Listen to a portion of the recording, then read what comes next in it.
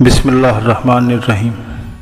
अज़ीज़ान ग्रामी क़द्र, मदीना शरीफ से आज की हदीस शरीफ मुस्तफ़ा जान रहमत सल्लल्लाहु अलैहि वसल्लम ने इरशाद फरमाया कि क्या तुम में से कोई इस बात से आजिज़ है कि एक रात में 1/3 कुरान यानी 1/3 कुरान पढ़े।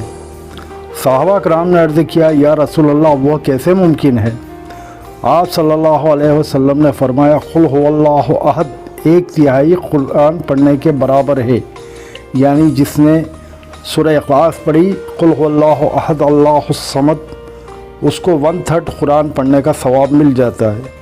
तो दोस्तों, कुल हुवल्लाहु अहद पढ़ते रहिए और सवाब हासिल करते रहिए। अपने मिलने जुलने वालों को भी ये बात ज़रूर बताइए, काफ़ी बरकतें हासिल होती हैं, यही निजात का ज़रिया है। दीन सीखते रहिए, इल्म दीन सिखाते रहिए और इल्म दीन को शेयर करके घर घर पहुँचाते रहिए।